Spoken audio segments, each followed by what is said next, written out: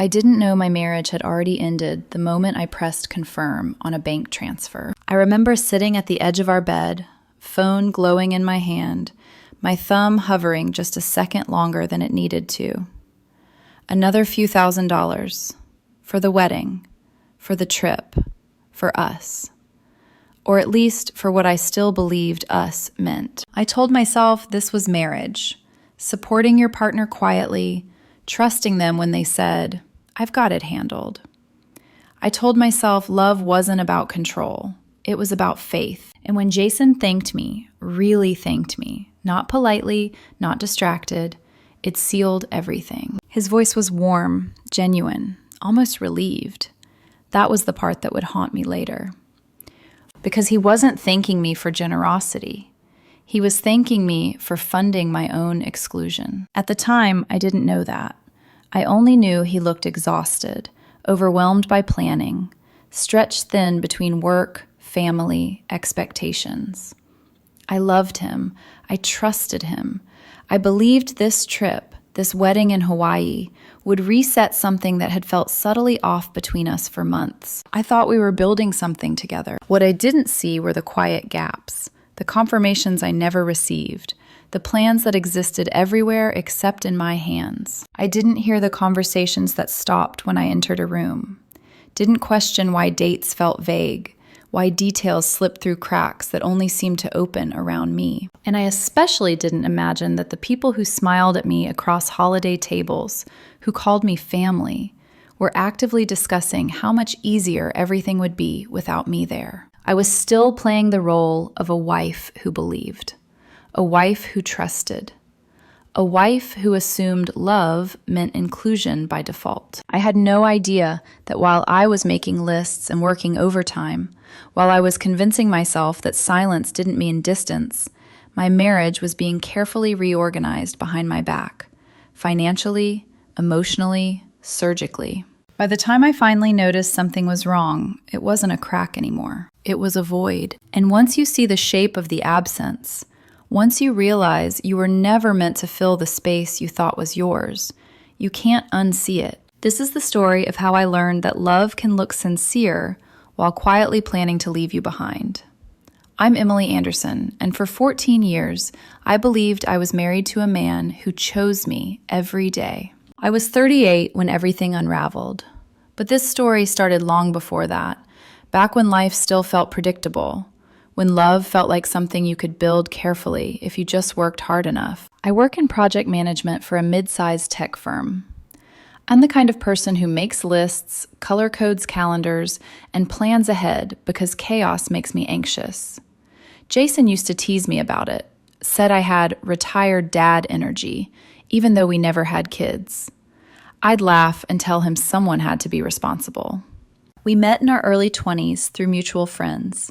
Jason was charming in a quiet way, not flashy, not loud. He listened. He remembered things. He made me feel seen in rooms where I usually faded into the background. When he proposed, he did it simply. No crowd, no spectacle, just us, a ring he'd saved months for, and a promise that felt steady. For a long time, it was. We bought our house 5 years into the marriage, painted the walls together, argued about furniture, built routines. I believed in us the way you believe in gravity.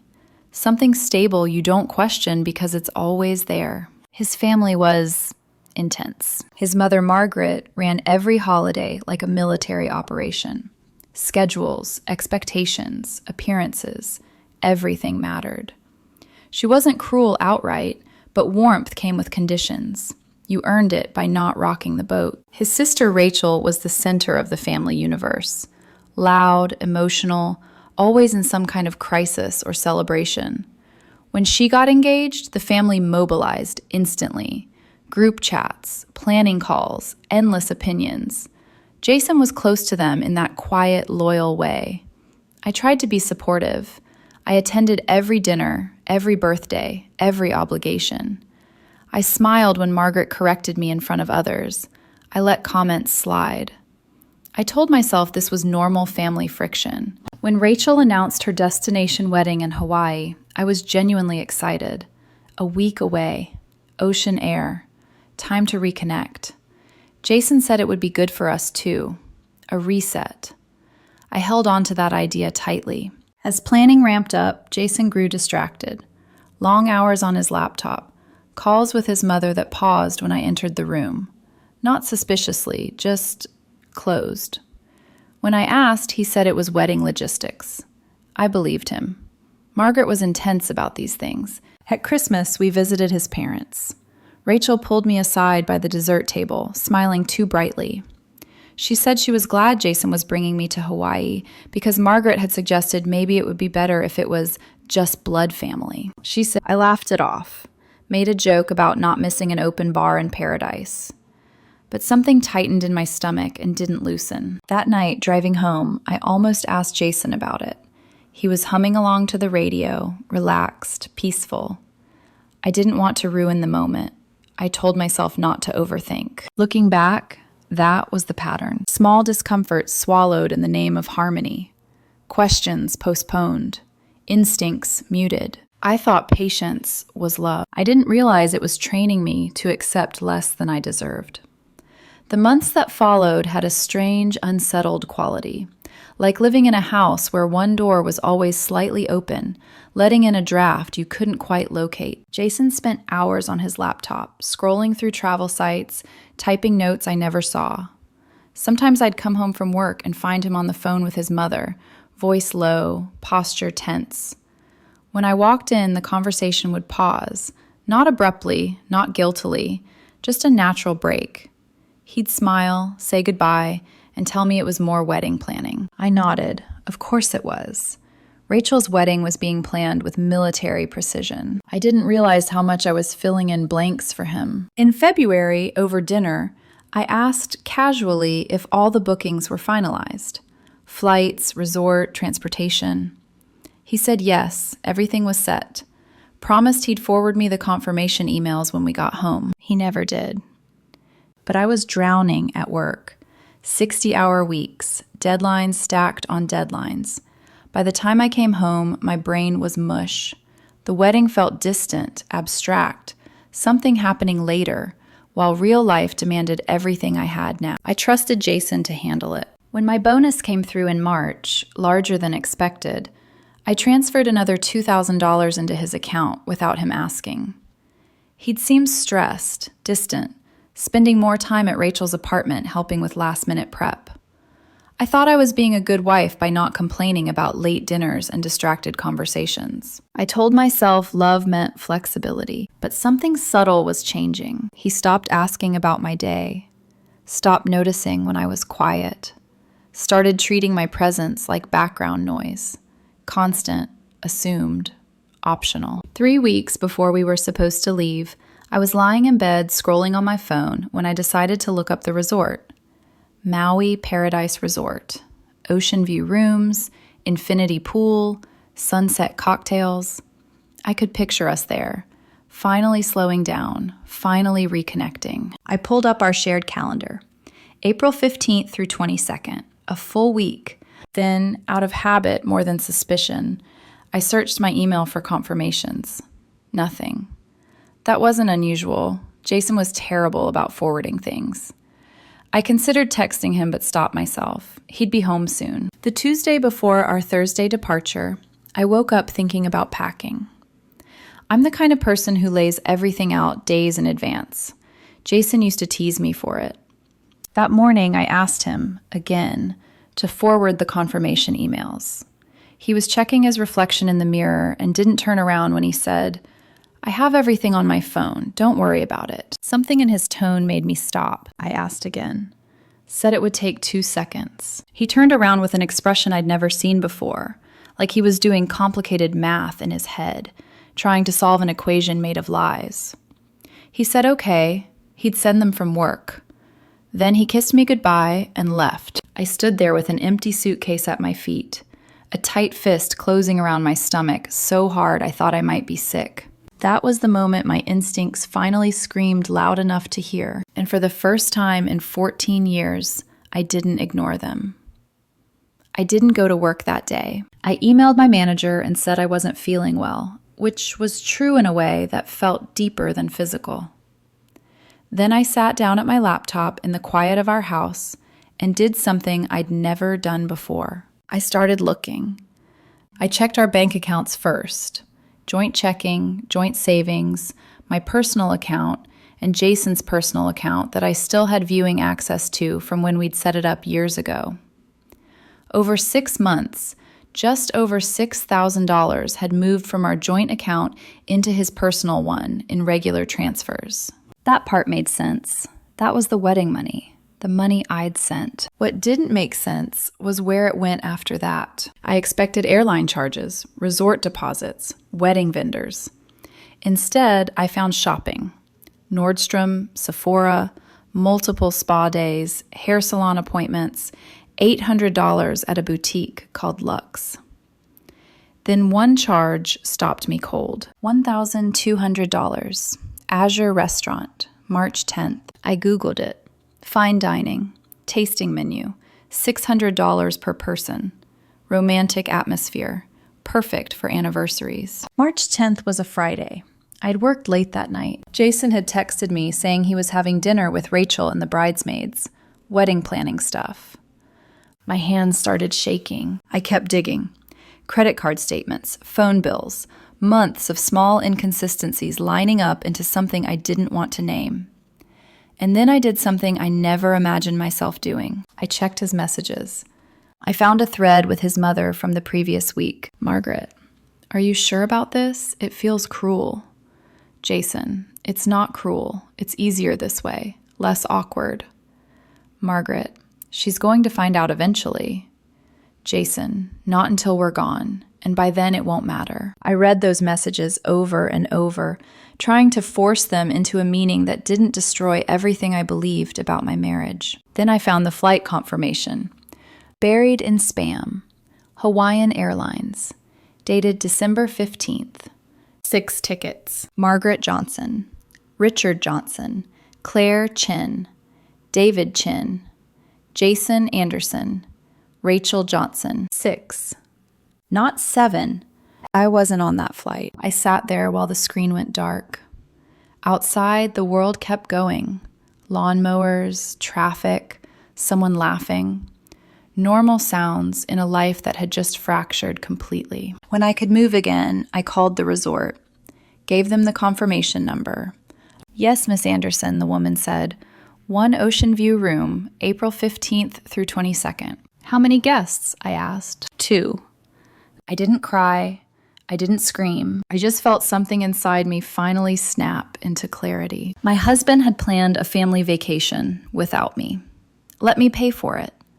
And never intended for me to come. That was the moment I knew my marriage wasn't broken. It had already ended. I didn't confront Jason right away. That surprised me. If you'd asked me who I was before that day, I would have said I was someone who needed answers immediately.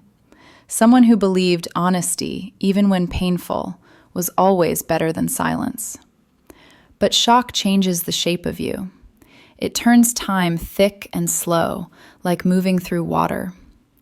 I sat there for a long time after the call with the resort, my laptop closed, my hands resting uselessly in my lap. I wasn't crying. I wasn't angry yet. I felt hollow. Like my body was still there, but something essential had stepped out and locked the door behind it. My first thought wasn't, how could he do this?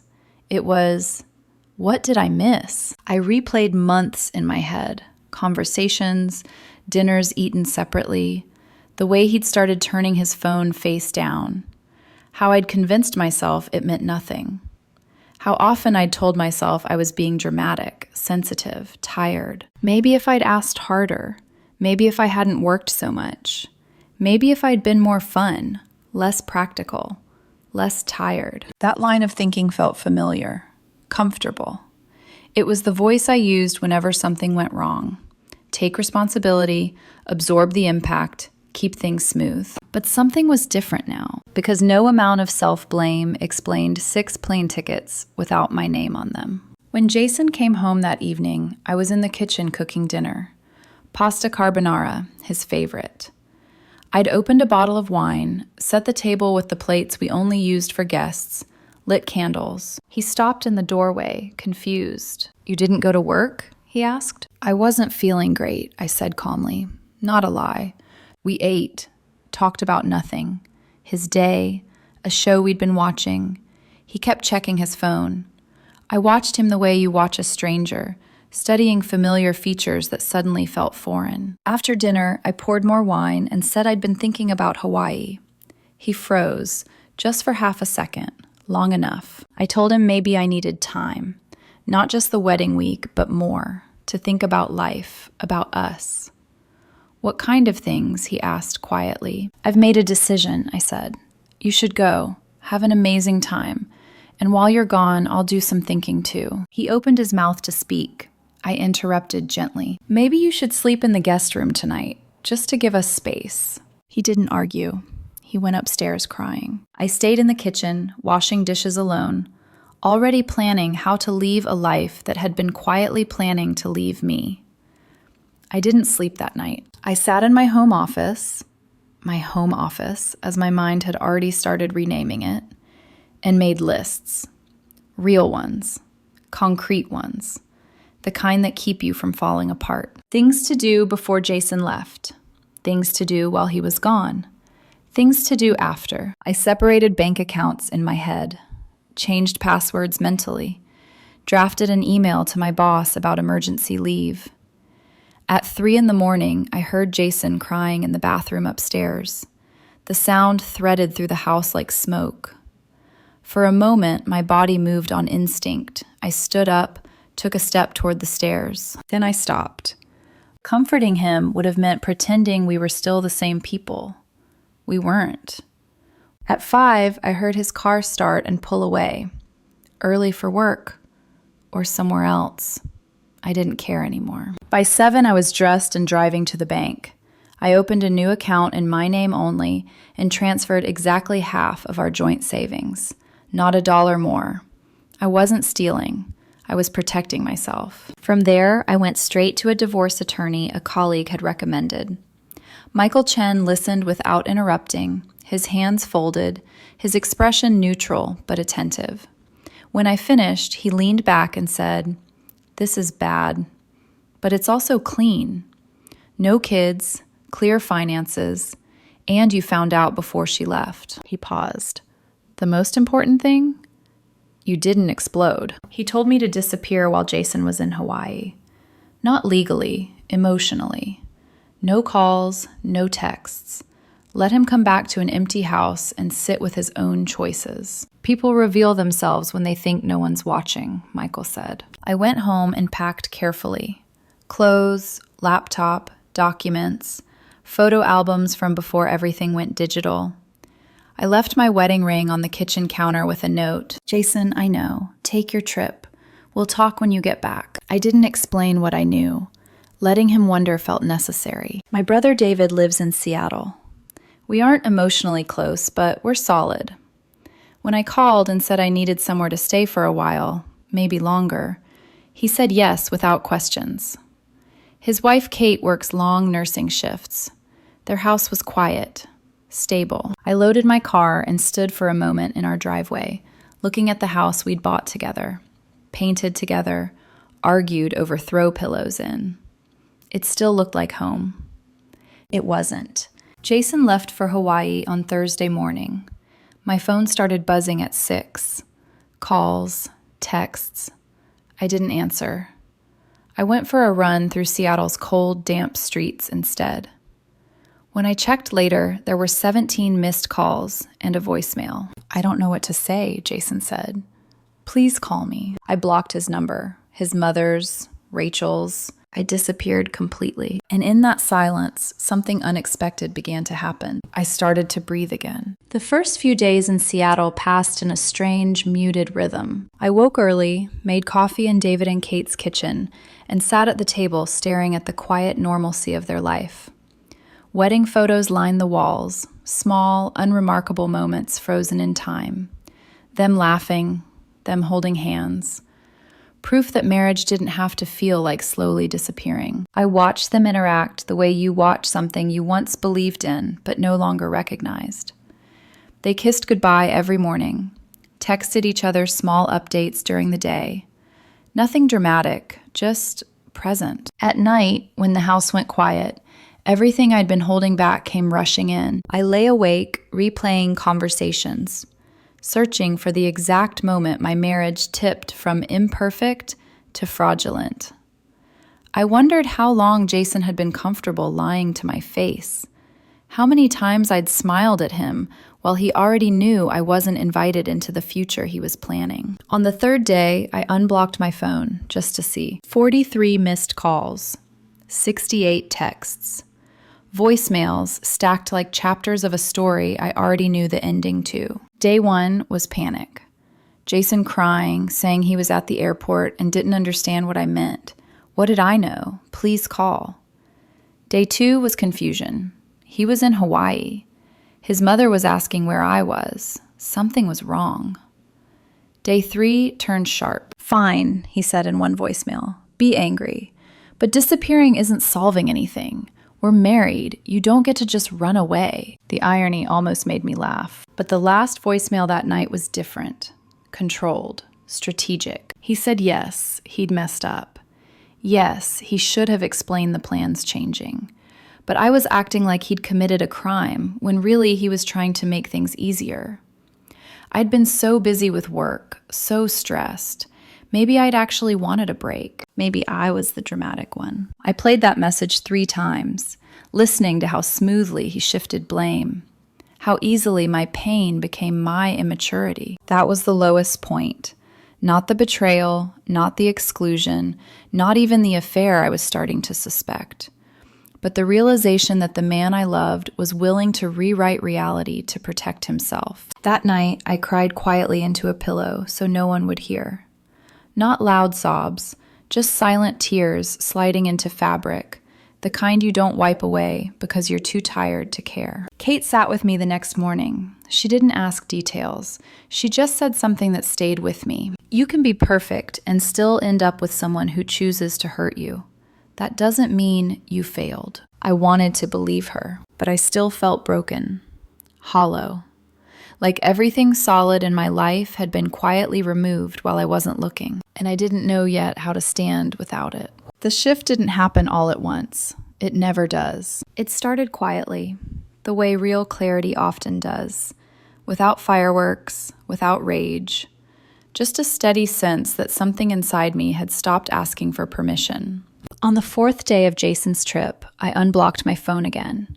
Not to answer, just to observe. I listened to the messages like evidence, not pleas. Panic, confusion, anger, control. The pattern was unmistakable now. I called Michael Chen and told him everything I'd heard. He didn't sound surprised. Keep documenting, he said, and stay gone. This isn't avoidance, it's information gathering. So I gathered. I still had access to our shared cloud storage.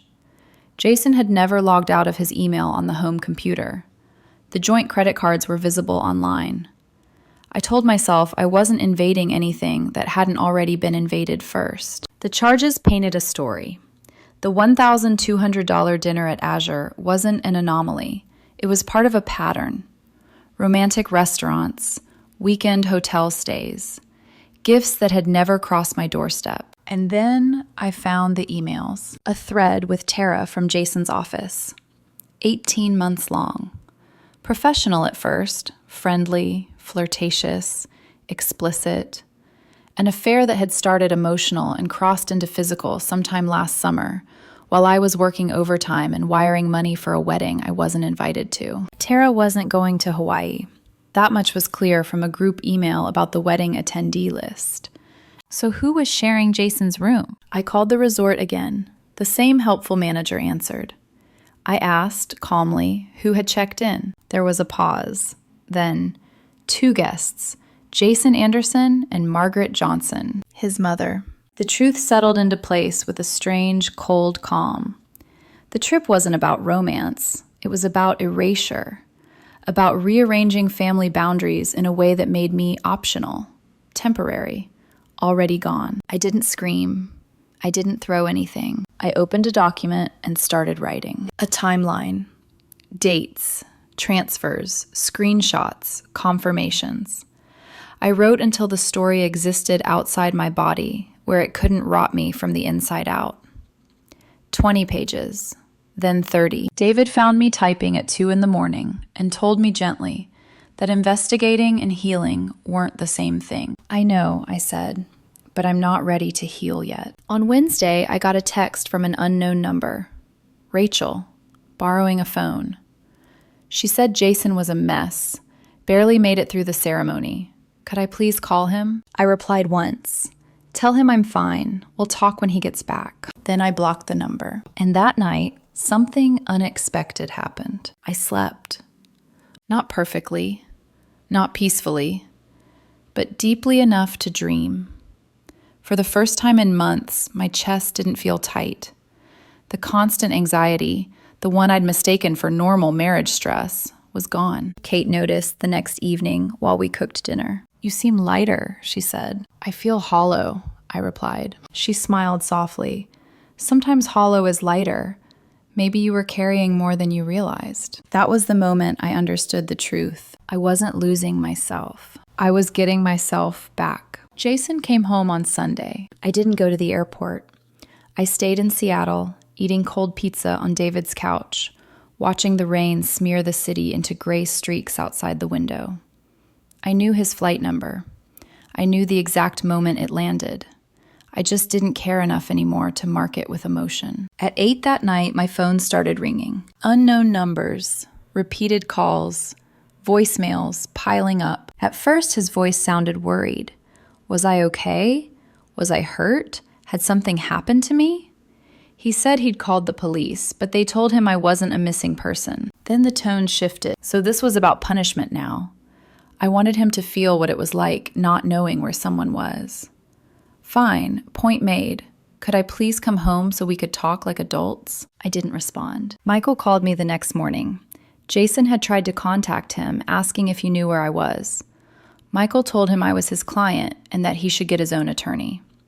He warned me gently that disappearing forever wasn't an option. At some point, I'd need to speak, to move forward legally. I know, I said.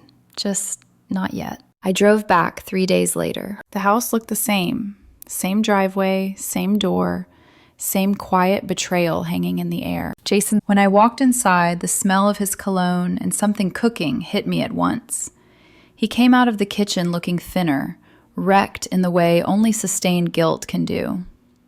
We stood in the foyer like strangers who shared a history neither knew how to touch anymore. We talked for hours. He cried, explained, apologized, justified, blamed stress, blamed his family, blamed loneliness, blamed my work hours, blamed fear.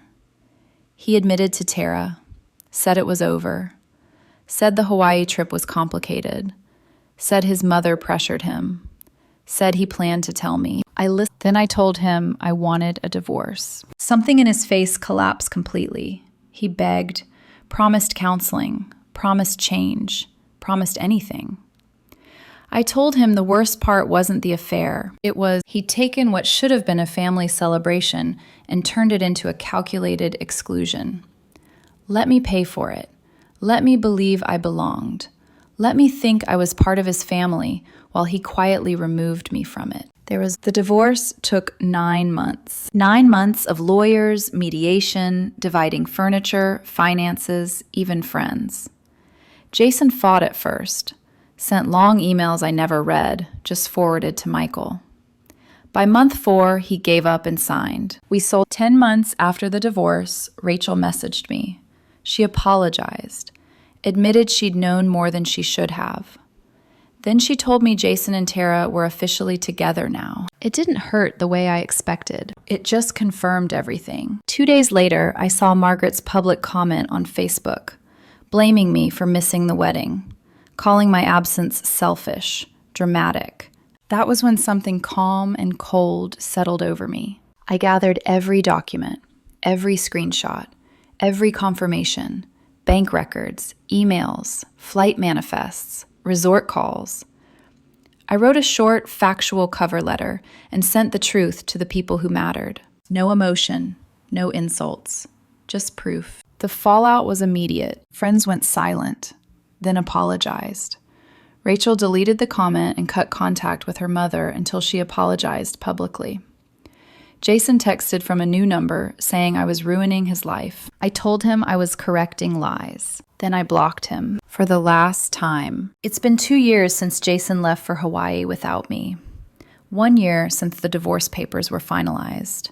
6 months since I stopped letting other people tell my story for me. I live in Seattle now, in a small apartment with tall windows and uneven floors that creak when it rains. I work a different job. I sleep better. I go to therapy. My therapist once asked me what kind of healing I wanted. Do you want to stay angry, she said, or do you want peace? At the time, I didn't know the answer. I only knew I didn't want to disappear again. Healing, I've learned, isn't dramatic. It's quiet. It's choosing yourself in small ways over and over. It's learning that love without respect isn't love. It's endurance. And endurance is not a virtue when it's killing you slowly. Do I regret telling the truth? Yes and no. I regret that it had to come to that. I regret trusting someone who didn't deserve it. But I don't regret refusing to be erased by lies. Silence protects liars. I learned that the hard way. Staying quiet doesn't make you noble. It just makes it easier for someone else to rewrite your life while you stand there apologizing for existing. Jason lost friends. His mother apologized publicly. His relationship with Tara ended 3 months later.